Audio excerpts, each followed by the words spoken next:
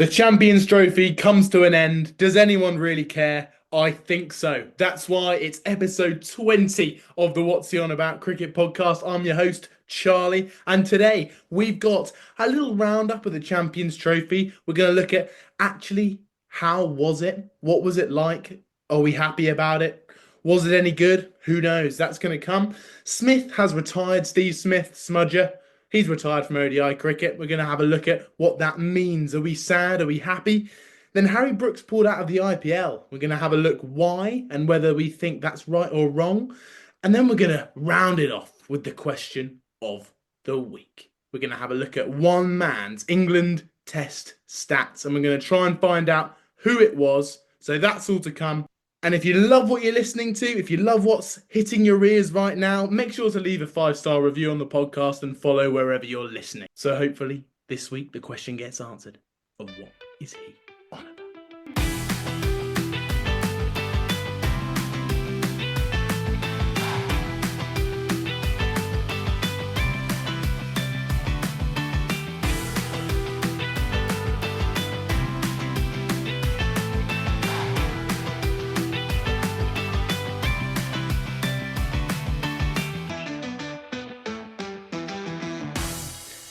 So how was the Champions Trophy? Well, it's all come to an end. India have won. We're not really that shocked. And we're going to dive into now a few of the reasons why I think that it was not really a tournament to remember. I think there's quite a few reasons why that tournament never got up and running. No one ever quite really got engaged with the tournament as a whole, and everyone kind of knew what was going to happen the whole way through. So that is a very quick roundup. Now to dive a bit deeper. First of all, simple as this. There weren't enough good games, and rain was partly the issue.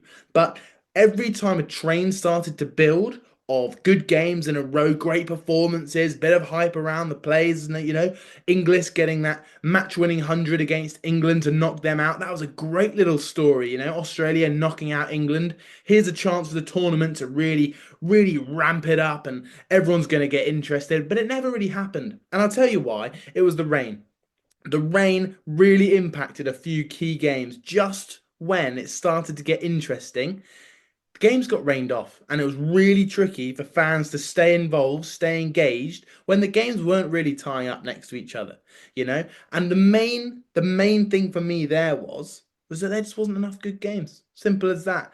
And this tournament, this how it's organized with quick fire, not many games to be played, then it's semi-finals. What it also meant is there was quite a few dead rubbers quite early on, and just when that tournament was, as I said, the train was building, people were getting interested, all of a sudden there was a dead rubber and no one wants to watch for the day. And what World Cups bring is, on the other hand, what World Cups bring is that fact of every game means something for that first period. Just when the hype's building up, just when more people are getting interested, the games matter. We had Pakistan Bangladesh within the first week or so, first couple of weeks, and no one cared about it because both teams are out. And it ended up getting rained off. Lots of things about this tournament just didn't work for me and didn't work for a lot of the fan base. Australia were a big issue. This is my number two, and I'm blaming Australia mainly, but there were a few other culprits. But players not rocking up. At the start of the tournament, Australia put it out there, they put the news out there that all their frontline bowlers weren't going to be there. That was not a good moment for the tournament, and it set a lot of doubts in people's minds that they all thought that maybe this tournament didn't matter anymore. The Aussies are clearly pulling out. They don't really care. I know there was a couple of injuries, a couple of little minor injuries, a couple of personal reasons and things, but it just put the doubts in people's minds. And it's not what you need in the run up to a big ICC tournament, which is one of the main nations pulling out half their team. It ruins the whole atmosphere of the tournament, and the fans are then thinking, do I really want to watch this if the big players don't want to play? If the big players aren't playing, do I want to watch that? Is that going to be interesting? Is it going to be a second 11 tournament? I don't know. But the Aussies were a main part before the tournament started of this idea that it wasn't going to be a great tournament. I'm blaming the Aussies for that one. Cheers, Aussies. Cheers for rocking up with your second team and beating us anyway. The third thing, I think this comes more down to the tournament as a whole. And the ICC are trying to make this a big major tournament, and it never really has been because we compare it to the World Cups. The World Cup's got that name, that aura that people want to watch. Everyone know it matters. The players know it matters, and the fans know it matters. But when it comes to Champions Trophy, what actually is the Champions Trophy? It's not advertised as it should be. It should be advertised as the top 8 teams in the world. These guys, the best teams. They're coming together, quick fire, really good tournament, quick fire matches, all guns blazing, and a tournament result in a few weeks. That's how it should have been advertised. The problem is everyone looks at it as this kind of B grade World Cup, and it shouldn't be. It's actually, if anything, a more ramped up version of it. But everyone sees it as this second 11 tournament because one, players play out, two, there's not enough good games going on as we've seen, and three, it's kind of only organised for India. And that brings us on to our fourth point, which is it was just India's tournament, wasn't it? India decided where they wanted to play, which is unheard of. In what other sport have you ever known that a team has said we're not going to play, and then the tournament organisers go, "Oh, sorry, yeah, we'll just let you play in this country." It's not how it works. They shouldn't have been in the tournament. I know that hardly anyone would have watched the tournament then, but the issue is you can't have one side say we're not going to play there, and then the whole tournament be reorganised so that India can play where they want to. We're going to dive into more in into more of that in a bit. But it was just India's tournament and it made it boring. India was so dominant on that surface. Everyone came to them. They could play four spinners. In the final, they bowled 38 overs of 50 with their frontline spinners. And no one else had the ability to pick that many frontline spinners in their squad. You know, whether that's due to India's depth or whether that's due to India knowing exactly what pitch they're picking for, I'm not really sure. But that was a major issue for the tournament, which made it boring, made it unwatchable, which was India are going to play a boring style of cricket and win every game. That's how it felt in terms of India's direction for the tournament. Also, another big one was the hosts. Poor old Pakistan had an absolute howler of a time. They get knocked out in as quick a possible time it is possible to do so. Then their third game gets rained off. So they ended up actually playing one game in Pakistan. That's the first thing. They lost to India. That's the second thing. They lost to India in Dubai, so they're hosting the tournament and they couldn't actually play it in Pakistan. That's the third thing. The fourth thing is their third match or their second match on home soil gets rained off. The fifth thing is they probably broke the record for the fastest ever exit out of the Champions Trophy. The sixth thing is that India went on to win the tournament unbeaten. And the seventh thing is that the tournament wasn't held in Pakistan. It was held in Dubai. And fireworks are going off in Dubai for the tournament for Pakistan. And the fireworks are going off for India. Absolute howler.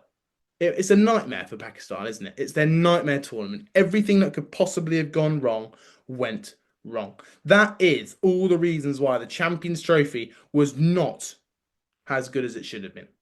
And all the palaver about India playing in Dubai is a little bit gutting. It made it boring. It made it always feel like there was doubts in your mind, just like the Aussies not playing their full strength bowlers. Doubts in the mind, is this a tournament that matters? And as a fan, you need to be 100% on board with that. And we weren't. So, as much as the cricket lovers were interested, the problem was a lot of the 50-50 cricket lovers were not interested. And that's the fan base we've got to worry about when we're looking to grow the game. So this leads me on to the next question of where does this leave 50 over cricket? Where is it now? And it's tough to say, as I said, as a cricket lover, it is tricky to make this choice because really what this means is how does the part-time cricket lover view 50 over cricket? And the truth is the part-time 50 over lover doesn't care. That's an absolute fact. As much as people who are obsessed with cricket love to see cricket done and dusted in a day, it's not the all guns blazing of T20 cricket, but it's over in a day, a lot of tactics shoved into one, and it feels like a good tactical game of cricket. But the average cricket watcher doesn't care about a day's cricket. It's too long, too slow, and there's your issue, really. So this is why I'm worried about 50 over cricket. And the truth is, for me, it feels like it's organised solely for India. India feels like the driver. The ICC have filled up with people from the Indian Cricket Council. They should probably rename it actually rather than International Cricket Council. It should be Indian Cricket Council. Anyway, that just came to me. But the whole ODI setup feels designed for India. The Indian fans love it. The England cricket players are the best at it. And no one else really cares about it, which is really sad. And it comes now. The ICC, the Indian Cricket Council, needs to make a decision. Is cricket being tailored for the world growth of cricket? Or is it being tailored for money in India? Do they keep setting up these second 11 ODI tournaments? Which is, it wasn't a second 11 tournament, but I could so see it being in 4 years' time. But that's the problem for me, which is now it seems that the ICC are catering for India. And that is at the risk of destroying cricket and 50 over cricket in particular in all other parts of the world. And here's something I heard the other day, which is Jay Shah, the chairman of the ICC, was seen fist pumping Hardik Pandya's sixes in the final. Where does that put your mind as a cricket fan? The whole organisation that organises cricket is a heavy Indian fan who I'm pretty sure used to work for the BCCI. I might be making that up, but I am pretty convinced that was where his past career was. But that's not ideal. Um, I think world cricket needs to be put first. Otherwise, we could be looking at the death of cricket in the super long term, but especially 50 over cricket. I do think that's dying. People aren't interested. The average cricket fan aren't interested unless you're Indian. Really? That seems to be the main point of it. So, final thing on the Champions Trophy before we cut it. That's the end of the Champions Trophy. It's over. But one last thing. We're going to do catch of the tournament. A lot of good nominees. A lot of good nominees. And I'm going to give you my top three. All right. Number three. I think he made a bit of a meal out of this one. It goes to Glenn Phillips. In the final versus India, Shubman Gill drives over extra cover.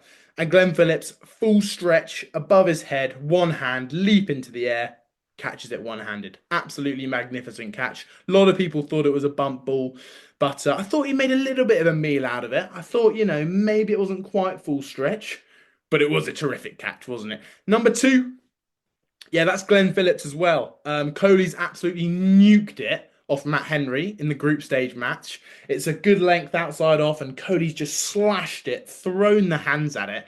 And Glenn Phillips has gone full strength, right arm. That's a strong hand, sort of level with him, full stretch at backward point, and just mitts it straight in the hand.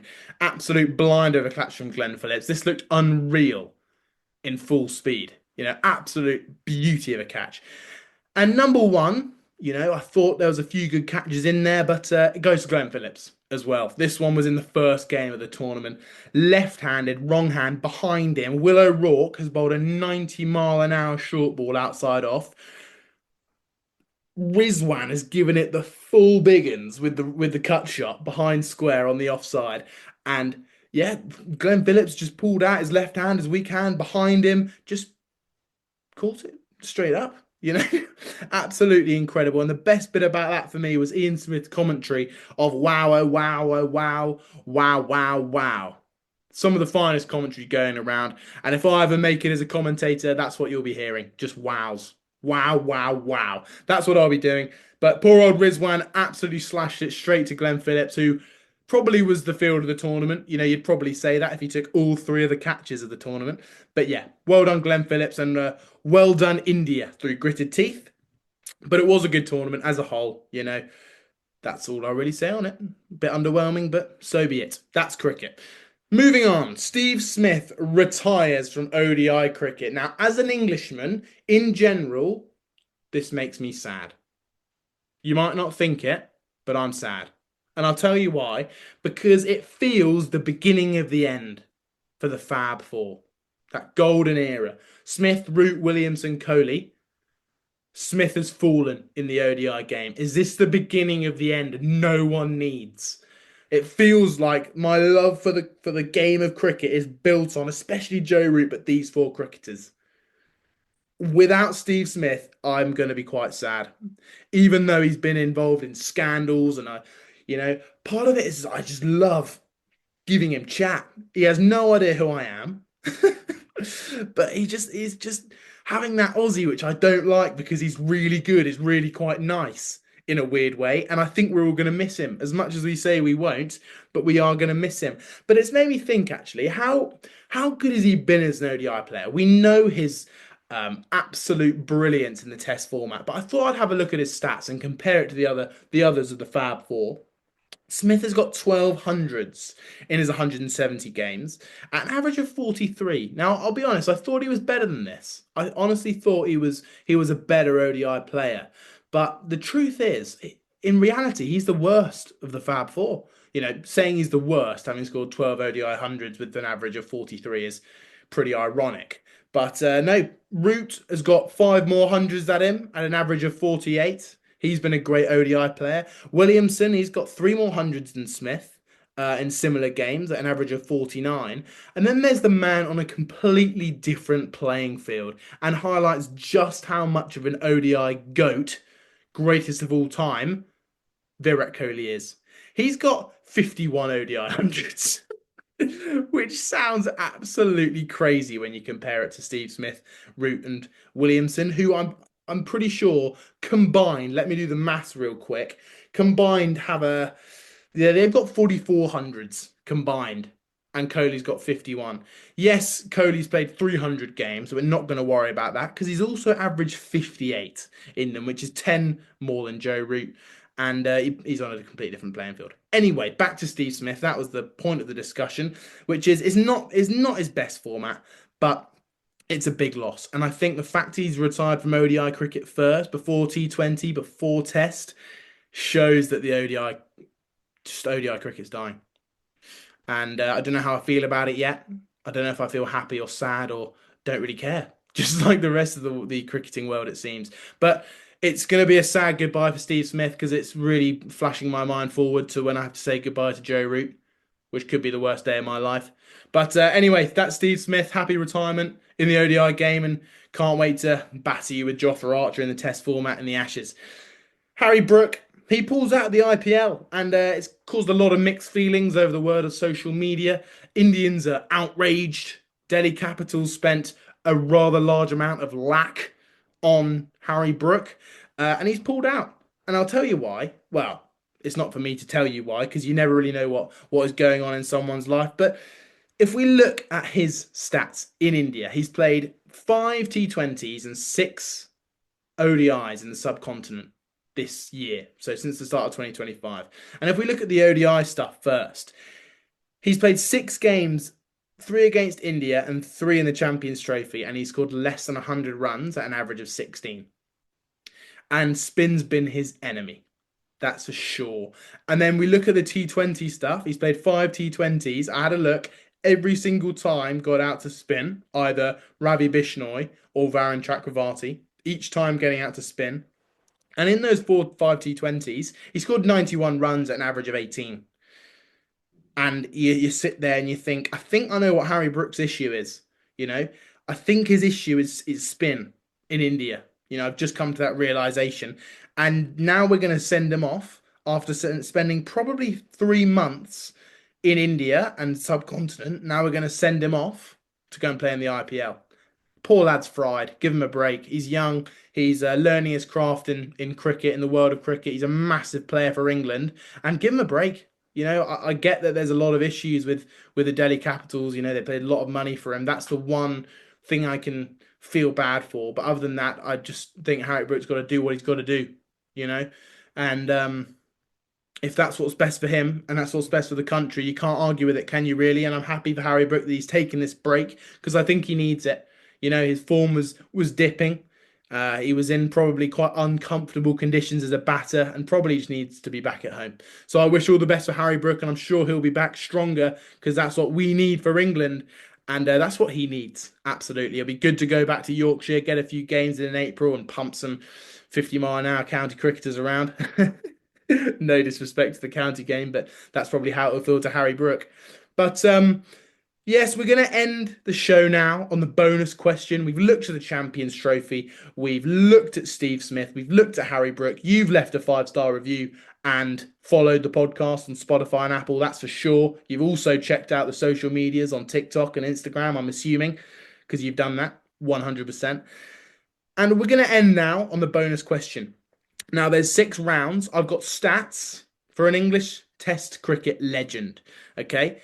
If you get it, I'm going to give one stat at a time. There's 6 stats coming your way. If you get it after one stat, you'll get 10 points and you have to leave a 5-star review. All right. If you get it on stat number 2, you get 5 points and you leave a 5-star review. If you get it on 3, you get 4 points and leave a 5-star review. If you get it on 4, 3 points. If you get it on 5, 2 points. If you get it on 6, 1 point, and you leave a 5-star review. I hope you get the message. Now, so the hardest stat to get it on, number 1, I doubt any of you will get it on this one. He's had 16 not outs. So it's an England Test match cricketer, and he's had 16 not outs. That's the first stat. 10 points if you get it now, and you leave a 5-star review. Well done to you.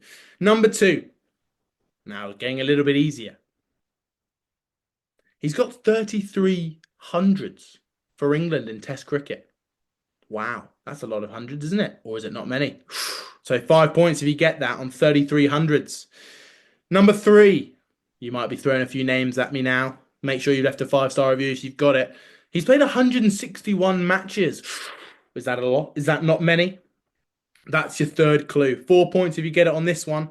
You'll have to find out at the end to see whether you got it right. Number 4, so 3 points if you get it right. Make sure you leave a 5-star review. He averages 45 in Test cricket. So let me run you through so far. He's had 16 not outs, 161 matches, 33 hundreds at an average of 45. Number 5, clue number 5, he's had 12,472 runs. Some of you might have got it now. You get 2 points if you get it on that round. And finally, he's got 1 wicket. Log your answers in. Make sure you've left that 5-star review. The answer is Alistair Cook. Well done if you got it. Well done if you didn't, because thanks for listening this long into the podcast. But it's been a pleasure having you. I hope you're comfortable. I hope you listened well. And I hope you've left that review to tell you for the 100th time. But I hope it got answered this week of what was he on about. Cheers.